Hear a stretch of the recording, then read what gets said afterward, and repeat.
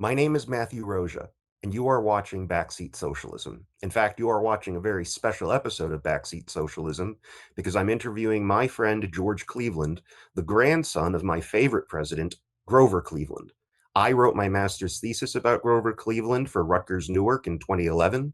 I have a poster from Grover Cleveland's 1884 presidential campaign somewhere in my belongings. And now I have the privilege of interviewing the man whose grandfather appears on this shirt that my parents were kind enough to purchase for me for my birthday. Ladies and gentlemen, George Cleveland. That's great. Do your parents want to adopt me? I love that shirt. That's wonderful. They probably have an easier time raising you than me, to be honest.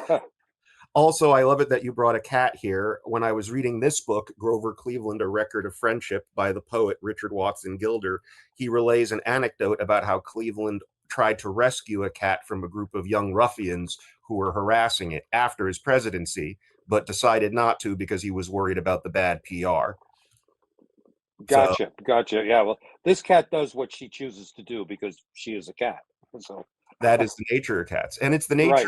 of people like Cleveland, actually. That was very much part of his philosophy, his political ideology. It was very individualistic. And in some ways, it is not how I feel. I am much more left wing than Cleveland. But one of the reasons I wanted to speak to you is because Cleveland was at least authentic in his libertarianism. And so on some issues, his stands today hold up very well. That's my opinion. But before I get into that, I want to ask you a basic chronological question. Grover Cleveland Okay. died in 1908. You're his Correct. grandson. How does Yep. that work? Sex and math. Very simple. It's Grover was born in 18. This is my elevator speech. Grover was born in 1837. He got married in the White House in 1886 to my grandmother. He was almost 50. She was 21 and had just graduated from Wells College. My father, Richard Cleveland, was born in 1897. He met and married my mother in 1943 when she was teaching some of his children from his first marriage. So there was like a 25-year gap between them. And so basically, what we did was we dropped an entire generation.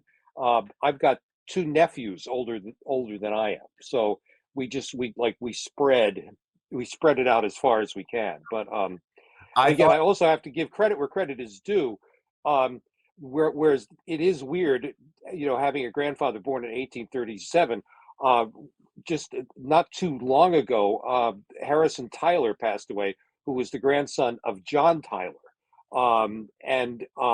And Harrison was about 90 something at the time. So John Tyler had Harrison's father when John Tyler, was 70. So we all know there's something in the Washington water. I guess we just don't know what its effects always are. well, I now want to transition to discussing Cleveland's presidency, and I'm going to start with a passage from Okay. this book by Joanne Raitano, The Tariff Question.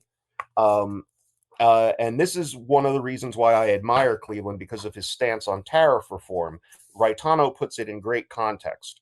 She said, Cleveland carefully indicated that he intended neither to destroy industry nor to deprive it of the benefits of governmental support.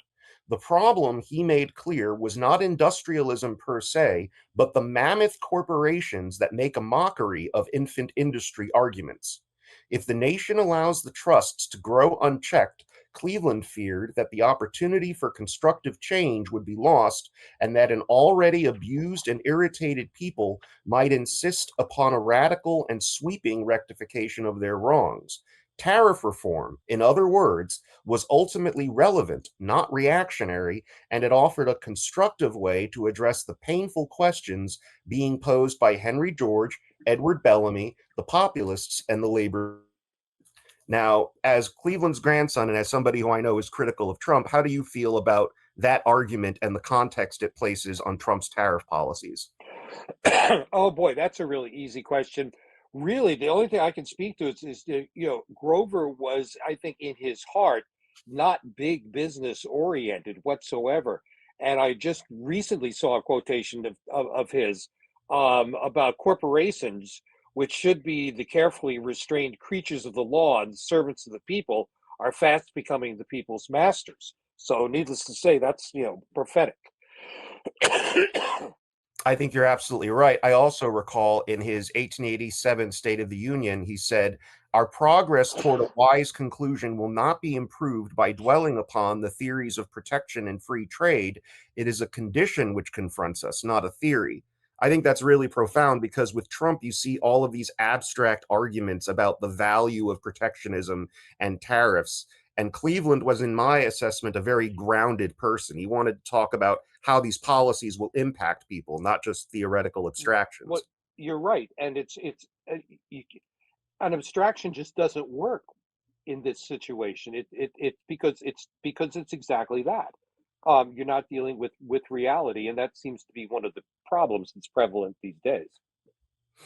Also, even though Cleveland was against anti-capitalism, he was a believer in capitalism.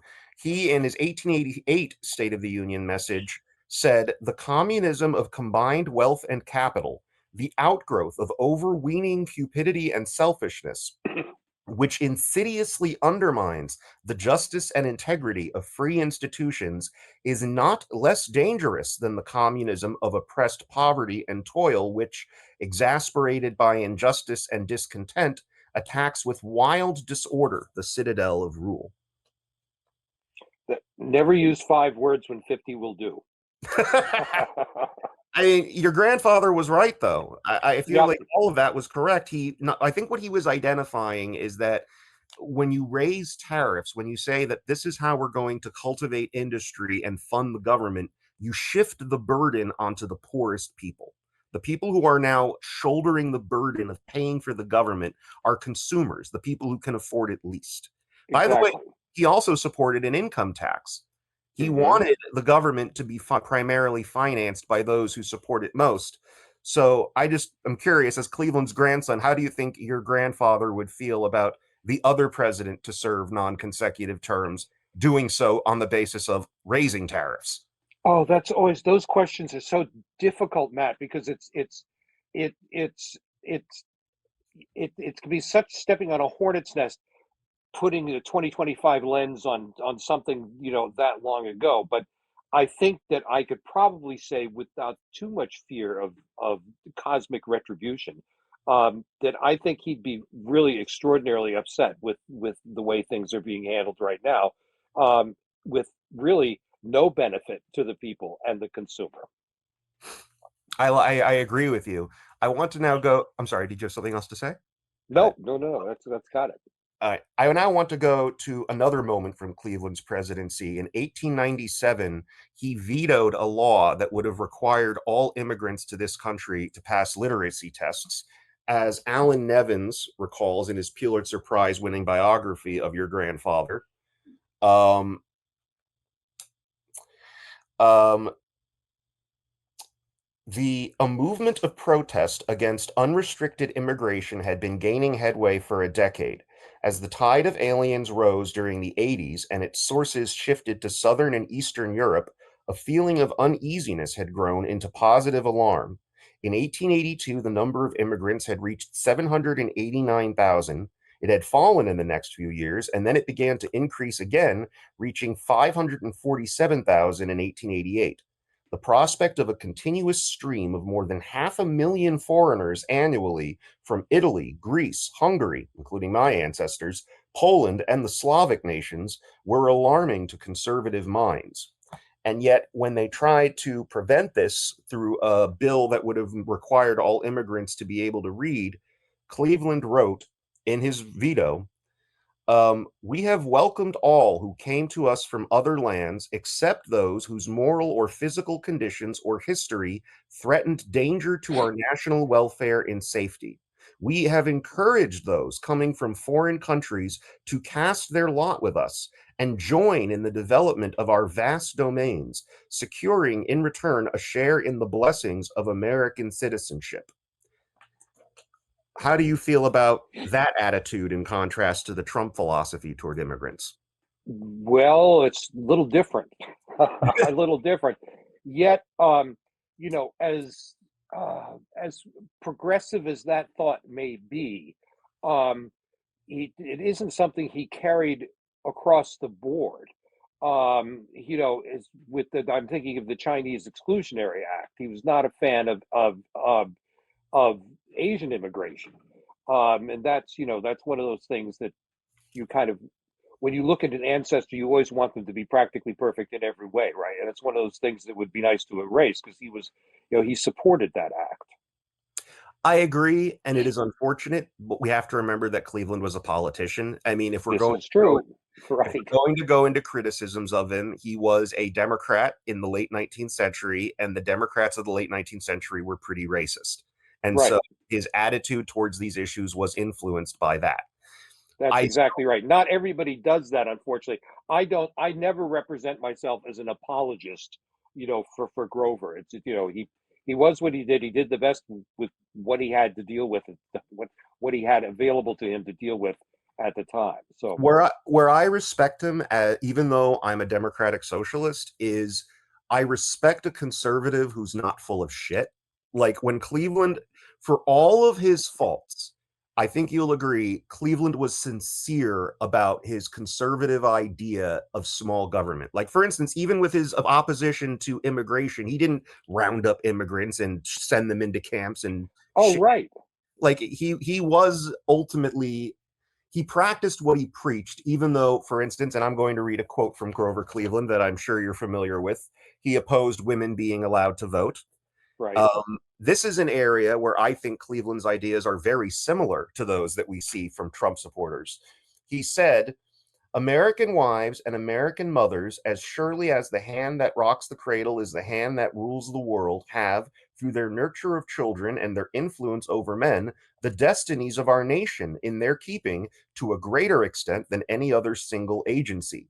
It is surely not soft hearted sentimentalism which insists that, in a country where the people rule, a decisive share in securing the perpetuity of its institutions falls upon the mothers who devote themselves to teaching their children who are to become rulers lessons of morality and patriotism and disinterested citizenship. I don't actually disagree with the idea that we should teach our children these values. I disagree with the idea that it should only be mothers and that women should be proscribed from political life in Oh, order yes. Oh, to. there's, a lot of women listeners right now rolling on the floor, grabbing their stomachs and gagging. Yeah. Um, but my grandmother agreed with him. She felt the same way, although she was quick to vote as soon as she was able to do so. I mean, Cleveland was a misogynist. Certainly, the fact that he didn't want women to vote and then tried to use this hokey language to justify that is, in my opinion, wrong. Um, and I'll also, if you don't mind, go into one other area where I disagree with Cleveland and where he reminds me of Trump, and that is in his opposition to social welfare programs. As you probably know, Hmm. vetoed hundreds of pension bills that were being sent to dependents of Civil War veterans and veterans themselves because he didn't like the idea of the government helping people support themselves when he thought they could just get a job. And one of these vetoes he issued on February 4th, 1887, to a man named Abraham P. Griggs. And his quote, which again sounds kind of Trumpian, in the sense that I'll also admit it's a little funny in a cruel way, he said, "We do not believe him sick or that he has been sick, but that he is completely worthless. He is obese and a malingerer to such an extent that he is almost an imbecile. Worthlessness, obesity, and imbecility and laziness." I mean, Cleveland wasn't subtle. No, but Cleveland also had a 56-inch waist, so you kind of wonder, what what track he's driving down there. It's Uh, yeah, the Civil War pensions were big with him. He reviewed a lot of these pension cases himself personally. He is staying up late at night, as I understand it, reviewing them from both Union and Confederate pensions. And Yeah, he was always on the lookout for shady Confederate war widows. I think he also shared, and this is something I disagree with him strongly on, the conservative impulse to assume that people who want a handout are taking advantage. I Right. think Yeah. there is that instinct you see in him to sort of assume that if someone's coming out to you like this, that they're a bum. Right. And I wonder, it makes me kind of wonder where that if that is a reflection of his own childhood experiences, growing up very poor, having to work, as a teenager, being denied going to college because he had to take care of his family after his father became sick and unable to work. His father was a minister, which that was the days before mega churches. So he didn't make well. It's Grover's childhood was not lavish. Yes, and I think you may be right because during his second term, he presided over a major depression. And I suspect that maybe the reason he didn't believe in using the government to help people is because he pulled himself up by his bootstraps and he figured Right, others could too. right. And I'm that is where I criticize him because again, he is a conservative. But to again go to where I praise him, one of the things that I wish Trump was more conservative on was foreign policy, because a traditional conservative view on foreign policy is isolationist. We should stay out of world affairs. We should let the world take care of itself. And Cleveland definitely did practice what he preached. He was, in my opinion, the last anti-imperialist we've had as president. Name a president after Cleveland who was an anti-imperialist. I mean, Right. ever the next one was McKinley, then Roosevelt, and then all the others were imperialists in various ways. But Cleveland, when Hawaii was offered to America, the Kingdom of Hawaii was offered to us, said, if national honesty is to be disregarded and a desire for territorial extension or dissatisfaction with a form of government not our own ought to regulate our conduct, I have entirely misapprehended the mission and character of our government and the behavior which the conscience of our people demands of their public servants.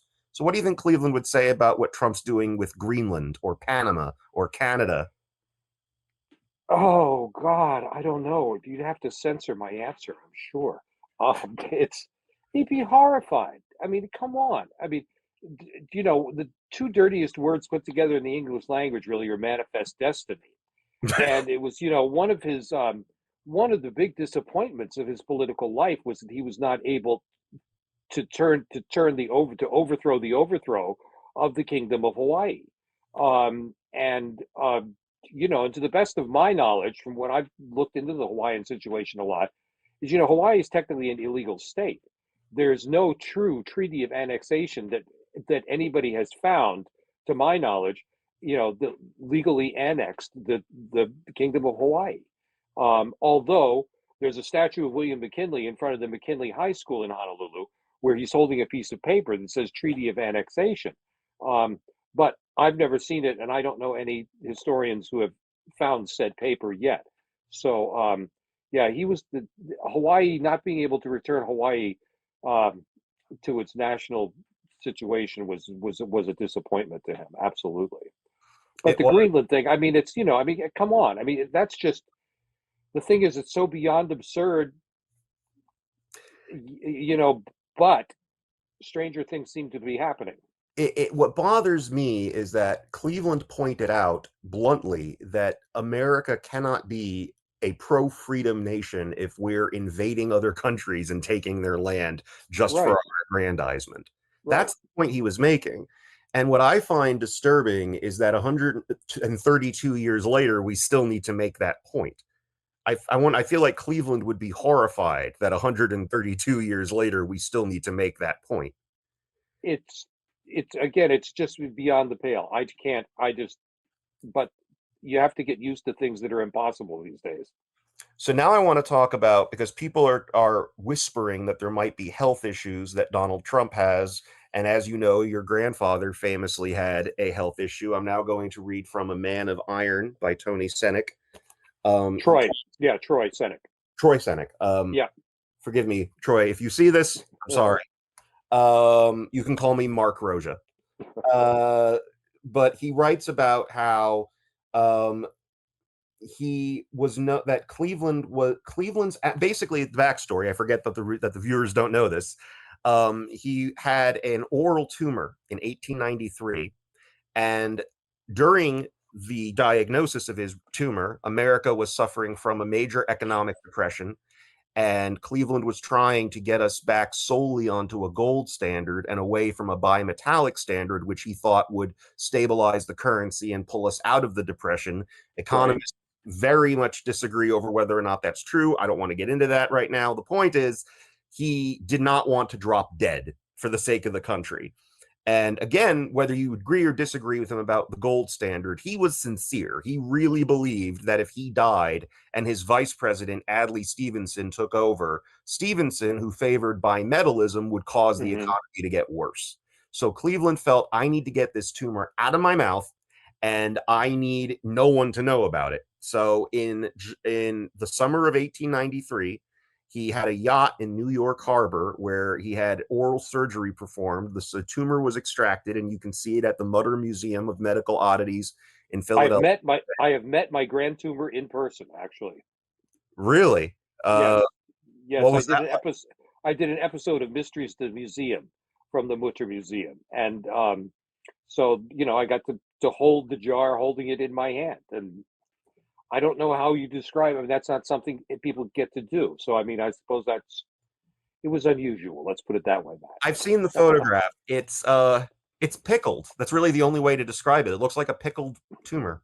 Well, the Mutter Museum is one of the great treasures of the macabre, yet macabre and academic, in the United States. So if you're in Philadelphia and you haven't been, you've got to go. And I understand it's available to rent for weddings and parties too. So Okay, so if someone wants to get married, they can have your grandfather's tumors at the wedding. you can have that. They've got pieces of Lincoln and Booth. I mean, there's all kinds of wonderful things there. But yeah, that was the other thing about that operation, and which some of Grover's people didn't come out shining on that either. And I got to give a plug for Matthew Algio's book, "The President Is a Sick Man," about that, because Matthew's a great storyteller. It's one of my favorite Grover books. Um, but the other thing is that the nation had recently lived through President Grant's his decline as a result of oral cancer, and the pain and agony that he went through had been very well publicized, and they also didn't want. That's why another reason why they were particularly nervous about having oral cancer, bandied about as something, because, as you said, that would have been it would have been it would have definitely signaled that something was wrong. And the thing was kept secret for 25 years. And as Matthew says in his book, the one person who tried to leak it got totally blackballed. His name was Edwards. He was a journalist, and Hmm. it ruined. And this is something where I do fault Cleveland, because he basically, I mean, we don't know the extent to which he oversaw the destruction of the man's reputation, but I'm sure he was aware of it. Oh, he had to have been. He had to have been. His henchmen did it. I mean, there's no question about it in my mind. It's a really unfortunate occurrence. Yeah, but at the same time, it raises questions. There is a parallel with Trump, because there are rumors about Trump's health. There are the black marks on his hands. The way he talks to me reminds me of Joe Biden in terms of infirmity. Um, and of course, there's the secretiveness about Trump's health. How do you Hmm. feel I mean, do you feel that Trump should learn a thing or two from Cleveland and be maybe less secretive? Or do you think your grandfather was right to keep it secret? Oh, I don't. Yeah, oh boy, I never thought about that part. Was he right to keep it secret? I think he was right to maybe keep it secret until the results were known. But to make it a big secret, for the amount of time that they made it a state secret, I think is totally unnecessary and unwarranted. I can't find any reason for doing that to the amount of time they did it. I can understand the concern at the time of the operation, but and they did this on a boat. I mean, come on. It's just an amazing story. I mean, if he had died on that yacht, which is not an implausible hypothesis that he could have died Right. Oh during yeah. his surgery, this would have been one of the greatest scandals in American history. Oh, it would have been a great story. Yeah, absolutely. I mean, And it's then still a great story, but it would have been a very almost slightly more dramatic story. But the him taking, because they left from New York, or from actually Greenwich, Connecticut, because his friend that owned the yacht, Commodore Benedict, I think his house is now the Greenwich Yacht Club. For him, and Grover was going to go up to their house in Buzzards Bay on Cape Cod. Um, so there was nothing unusual about that, and it aroused no suspicion whatsoever. Um, and they got away with it for a certain period of time. And within 2 weeks, I believe, he had made a speech. They had put some kind of piece of vulcanized rubber in there, if I remember, and so pretty remarkable. And His back then, who wouldn't? Dentistry was not the delightful adventure that it is now, that we all look forward to so much. And so back then, the idea of having dental surgery, every member of the press, everybody lived in fear of anything like that. So he yeah, was but tough. I yeah, mean, oh yeah. his wife, your grandmother, complained after the surgery that she caught him eating an apple shortly after the prosthesis, Hmm. which, by the way, was dumb because I mean the prosthesis was just in his jaw. Eating that apple Right. Oh, could it have. was incredibly, yeah, dim to do. Yes, no question about it. But at the same time, I also admire him for that because I'm also a man who tries to not do what my doctor tells me to do. It's part of being a man. When your doctor tells you to do something, he's not really telling you; he's suggesting. That's Right. that's the man's way of looking at That's it. why I have a that's why I have a woman doctor. But anyway, so I want to talk about now Cleveland's handling of the Pullman strike because we have President Trump talking about sending troops to Chicago. Oh yes. And this is something that I do not think was one of the prouder moments of Cleveland's No. presidency. But I want to read what Governor John Altgeld, who, like Governor J.B. Pritzker, is opposed to the federal government sending troops to Chicago. Here's what Altgeld said 131 years before Pritzker now needs to say basically the same thing. As the governor of the state of Illinois, I protest against this and ask the immediate withdrawal of federal troops from active duty in this state. Should the situation at any time get so serious that we cannot control it with the state forces, we will promptly and freely ask for federal assistance. But until such time, I protest with all due deference against this uncalled for reflection upon our people, and again ask for the immediate withdrawal of these troops. So, how do you Perfect answer. Perfect answer. And so you think you're willing to criticize Grandpa Grover on that issue? Oh yeah, absolutely. Yeah, it's especially because he was such a home rule kind of guy. Um, and I think that's a little out of character, and I'm sure there was, undoubtedly things that pushed him over, but yeah, I would agree with that.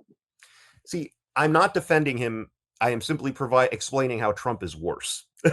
because Okay, because Cleveland with the Pullman strike, he was wrong because the Pullman workers were being exploited. Railway workers in general were being exploited. Eugene Debs was absolutely correct in saying that we need to unify as an industry and stop this exploitation. However, if you want to play the devil's advocate argument for Cleveland, they were shutting down the national mail. There was, in fact, a government service that was no longer able to be provided. that's Now, true. a reasonable person would mediate or do any a number of other things before sending in the troops, but it's not like he made up the problem. There was, in fact, a crisis. He took a very draconian measure to solve it. With Trump, I would argue there is no crisis in Chicago. He's making it up. Yes, there's crime there, but it's not like the government can't perform its duties. Everything is functioning in Chicago. What do you think of this distinction? Do you agree with it? I would, yes, absolutely. I mean, it's let the other thing is when he in Washington, when he sent the National Guard in Trump sent the National Guard in initially, they were unarmed. And I'm not sure I understand what that's supposed to do. Is just having people in uniform walking around. Is that supposed to deter crime? Um, the thing makes no sense to me at all. Well, and I'd say what it's supposed to do is intimidate people and send the message that the president is very, very powerful. That's what it's supposed to do. And Yeah, that's scary. Because I don't think Cleveland was trying to do that. That's the difference. I think Cleveland believed that I need to get this problem solved, and I'm tired of screwing around, so I'm just going to send in the troops and solve it. right. That's No, how I think. I think you're right. No, I totally see that. You know, the mail must go through. I mean, that in that day and age, mail was of utmost paramount importance to getting anything done. We didn't have another way of conversing. Phones were still new. Um, So yeah, I can see that, but I still think that, you know, have them help deliver the mail. Don't go in and, Yes, you know, I agree with you there, but I still think that it's telling that now 130 years later, we're talking about invading Chicago. We're talking about imperialism. We're talking about right. tariffs. We're talking about immigration. All of these issues that your grandfather confronted 130 years ago, they're just as relevant today. And we're still dealing with a president who served two non-consecutive terms to confront them. And I just feel like I remember on the night when Trump won in 2024, we were texting. And how did you feel the night that you knew that now your grandfather and Trump will forever be linked, if for no other reason than this distinction of them being the only two presidents to serve non-consecutive terms? Well, that didn't bother me as much because Grover will still be the Jeopardy, still be on Jeopardy as a question of who was the first non-consecutive president. Grover also did win the popular vote 3 times. Um, Trump only won there's it once. there's that. Um, but it's like a home run record. Somebody's going to break it someday, and there you go. It's not like it was. Yeah, it didn't really affect me. It was certainly a lot of people thought that it would be a huge thing, but you know, that's showbiz. Well, here I want to bring up that you brought up that Cleveland won the popular vote 3 times because not only did he win the popular vote 3 times, but when he lost in 1888, there was evidence of fraud. Cleveland Hmm. actually would have had a plausible case if he had brought it, but he didn't because he didn't want to incite I've violence. read that. Yeah. Compare that with Trump, where he lost fair and square in 2020. There is no evidence of fraud, no doubt whatsoever that Hmm. Joe Biden kicked his butt in that election, and he threw a giant tantrum and attempted a coup. Right. What does that, in your mind, say about the difference between Cleveland in defeat and Trump in defeat? Oh God, I don't think there's a word I can come up with that would adequately describe that chasm. Um, Jeez, I having to compare like that makes me feel creepy. Uh, it's a whole different thing. It's, one of the big problems that I think is the fact that nobody is studying history anymore. We've been talking this whole time about how all these things are repeating itself, and it's people just don't know how to study history. There's some great history teachers out there. I'm thinking primarily at the middle and high school levels. But so much of it is still you learn history by memorizing the presidents, which I don't think people even do anymore. There's no H in STEM, and there should be. Things like National History Day, these should be exalted events in an academic year. And the History Day events that I've been involved with, especially in New York State, have been overwhelming with what these kids are learning and what they're bringing into the world. But it's still too few. And it was history is where all the secrets are kept. That's really true. Winston Churchill said, "Study history, for in it are all the secrets of statecraft." And he's absolutely right. It's that's where we lose out. Why do people think that just because it's we're in the modern era, the same thing can't happen again? Because it is. It is. I mean, like I said, like we've reviewed in this conversation, there are so many issues. By the way, your cat is stealing the show, and I'm just going to, hi, what's her name? Right. This is Khaleesi, which is one of those reasons why you should never name a cat after a Game of Thrones character until the end of the series. But for those who are familiar with Game of Thrones, Khaleesi, her sister is over asleep on the other chair right now. Usually, whenever I'm doing a video, the other one is draped all over me, but they're probably just hungry. They're sweet cats. They're 15. They're sisters. Now I'm trying to think of which Game of Thrones character Cleveland was most like. He's kind of like Oh, Stannis. that I couldn't do that at all. Oh God, I hope so. Jeez, that's an I mean, interesting thought. Trump is Joffrey. Can we agree Trump is Joffrey? That has made my summer. Definitely made my summer and fall. All right, so I'm now going to go over a new book that libertarian Austin Peterson has. It's a children's book about your grandpa Right. called Uh-huh. Grover the Nope President. I'm only going to read the last couple pages. Isn't it fun though how just, how people are still drawing pictures of Grover, that he is still so incredibly um drawable, Oh yes, artistic, look at this. It's one night Grover had a secret doctor visit on a boat. He didn't want the bad guys to know he was sick, but he got better fast. Grover said nope to being sick. I just want to be clear that in this version, the bad guys are people who support bimetallic currency. Right. I also like how this illustration, I want to see this as like a cartoon, an actual feature cartoon of the surgery. That would be so messed up. Imagine like these, but like the actual surgery itself. I see it as a great animated feature by Tim Burton. And then the next page is when other countries had fights far away, Grover didn't want America to fight too. He said nope to wars and chose peace instead. I like the dove there and the Right.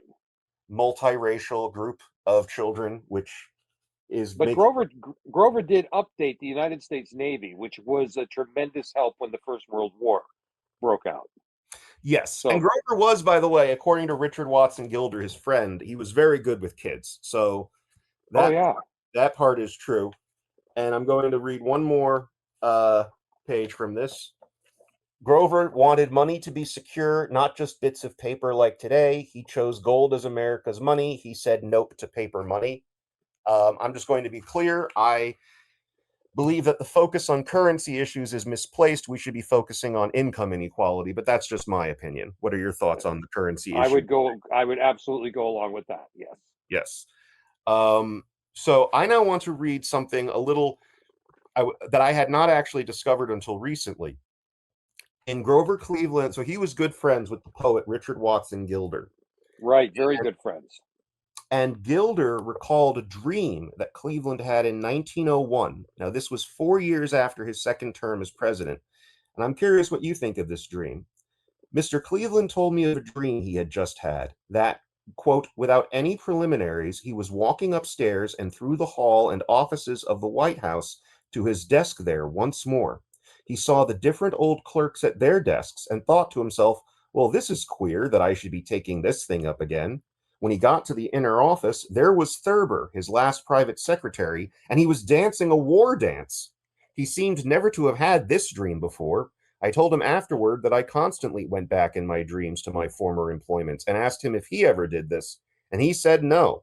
He also said that he never dreamed of what he actually was thinking about, evidently meaning that he was not thinking of going back to the White House. So what do you how do you interpret that dream? Oh God, Dr. Jung. Um, it's a dream. What can I say? I think I give Grover full credit for paying attention and sharing what he had in a dream.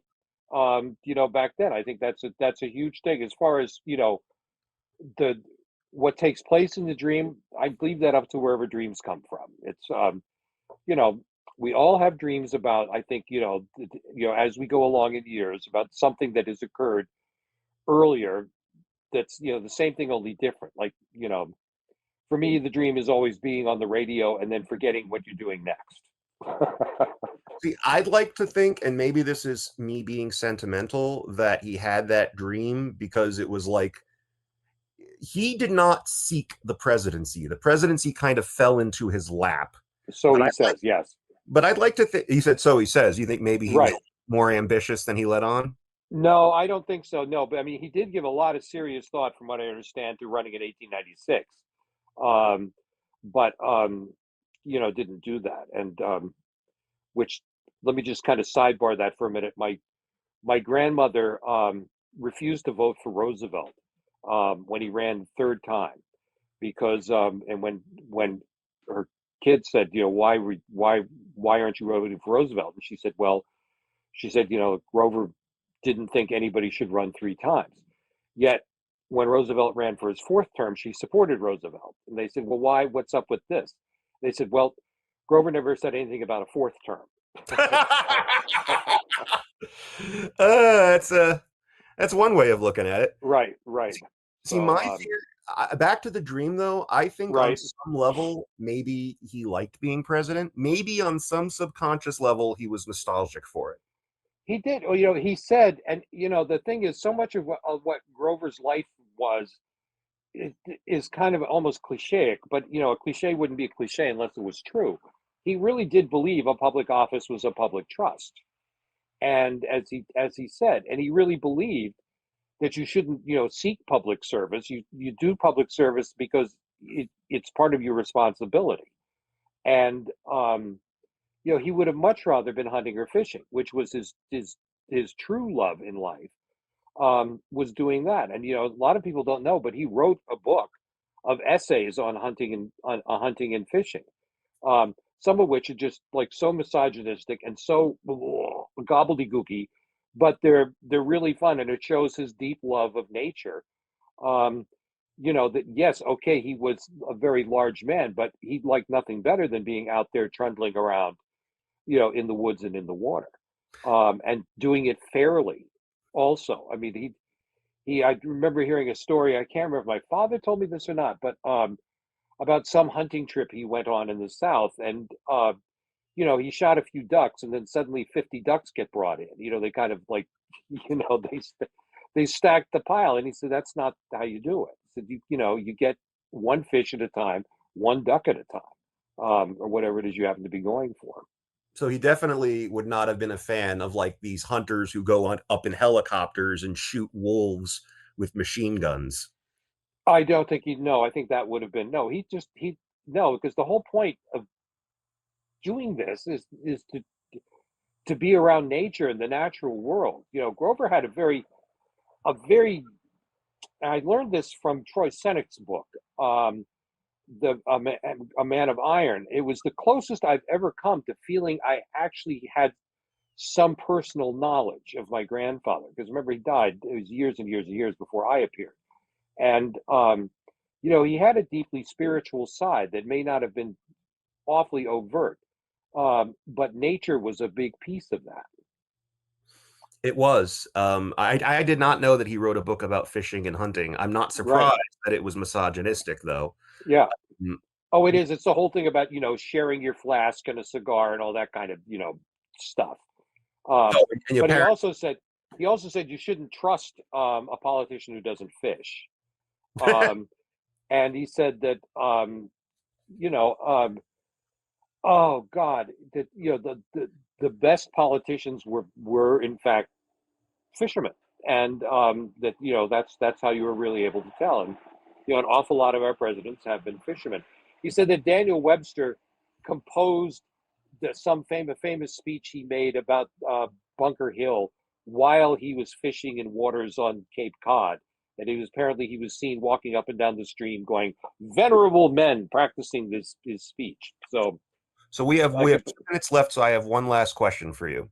let Um, her rip. is there anything else you'd like to say about how your grandfather's legacy is relevant today that I haven't given you the chance to say with the questions I've asked so far? No, because I think you've basically just, you know, constantly hit the nail right on the head. It's the lessons we need to learn from today, we've already learned. And if we just bother to take the time to see what the consequences were before. Um, and you know, Grover was a guy who's trying to do right. And it says his alleged last words were, "I have tried so hard to do right." And I think probably his last words are the best last words that I could come up with. Um, I think he really did that, and it was, you know, his honesty and straightforwardness. You know, were clichéic. You know, even though we didn't talk about the famous illegitimate child story, but you know, I think he tried to do well there as well. So I we'll mean, see. if we talked about that story, we would have another 45 minutes on our hands.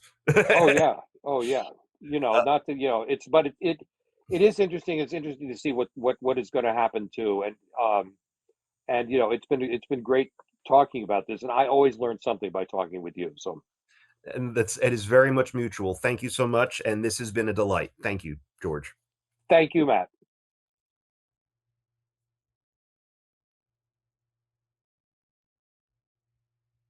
Do I say anything? What do I do now? Oops. Yeah. Yeah. Give me the closing real quick. This is Matthew Rozsa from Back Seat Socialism. It was a delight to speak with George Cleveland. He is a friend of mine and a very intelligent man with a lot of interesting ideas. This was a privilege and a delight, and I'm glad that you joined us.